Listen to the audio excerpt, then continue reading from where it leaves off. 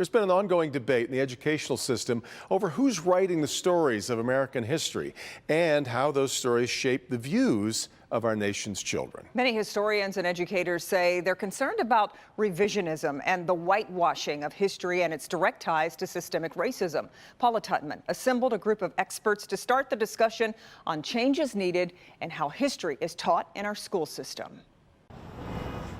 At the Nnamdi Center for Contemporary Art in Detroit, Ezebe Nnamdi is preparing to install a new exhibit opening in 2 days. And it is White History Month, Volume 1 and 2. The exhibit is just one answer to what the 40-year-old gallery deems as necessary to push a desire for global perspective through art. And Ezebe is acutely aware that the other bridge to becoming that more perfect union the framers of the United States speak of is treating students as explorers beyond their own cultural backyards. They may not go to Africa, they may not go to Europe, islands, or what have you, but if they become explorers, when you teach them this explorer kind of intellect or desire, when they seek that knowledge, then what happens, they end up learning this global life right there where they are.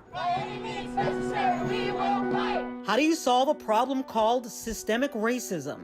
Many who have long studied the deep divides that have been a 100,000 horsepowered engine in this nation believe the driving force must be in changing the way we teach history in our classrooms. Dr. Nikolai Vite is the superintendent of the Detroit Public Schools Community District. There's this growing of white supremacy, of these white power movements, and I partially blame our schools for that. I think if we taught it at a very young age and allowed white people in this country to understand what white privilege means and what whiteness means, we can deconstruct that and have different conversations and different relationships moving forward. Neil Barclay is the CEO of the Wright Museum of African American History. The impulse for teaching for the last, 5 decades or so has been about telling a nice story, right?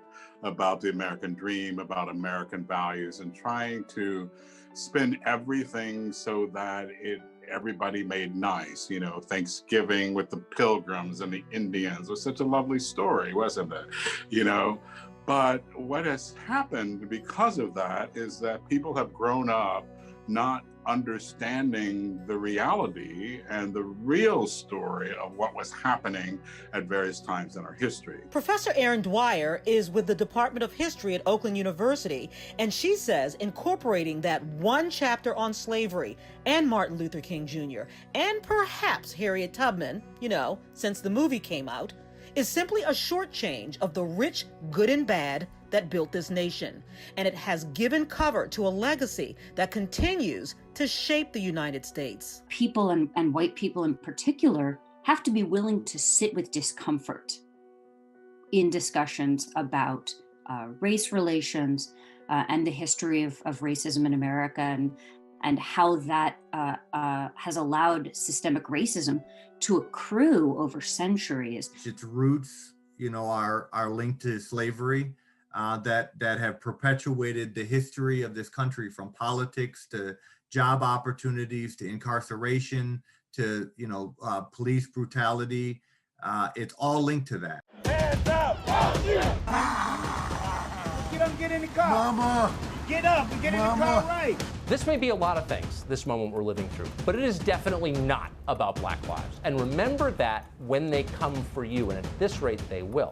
I'm going to tell them there's an African-American man threatening my life. I'm being threatened by a man in the Ramble. Please send the cops immediately.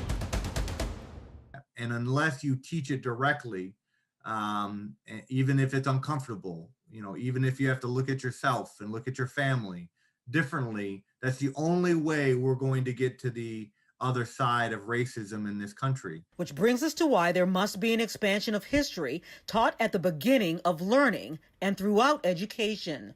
Margaret Schultz is the director of instructional equity in the Bloomfield Hills School District. Only some people get to actually write the history. And so we have to go back and figure out, through primary source documents and different storytellings that have happened throughout the years to really really kind of get a grasp on what actually happened. If we could get on the record the complete narrative, which recognizes this side of the story and that side of the story, people will begin to understand, while that's not my lived experience, I now understand that there's all these people that I know, that I live with, that I work with, that are operating in this society who've had a completely different experience with the American ideal. We need to make sure that we are teaching a true history, including all perspectives in everything that we do. But it's also important that we highlight and center those voices that have been historically marginalized in our country